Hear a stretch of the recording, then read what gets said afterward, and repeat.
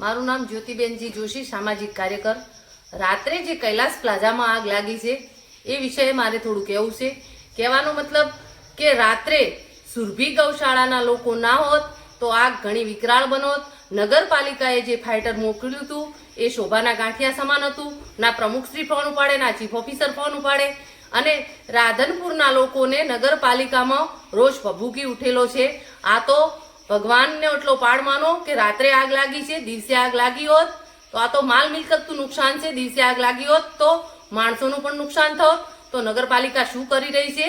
જો નગરપાલિકાથી આવા વિષયોમાં કામ ન થતું હોય તો નગરપાલિકા રાજીનામું ધરી દે, અને નહીતર આનો જવાબ નગરપાલિકાને આપવો પડશે।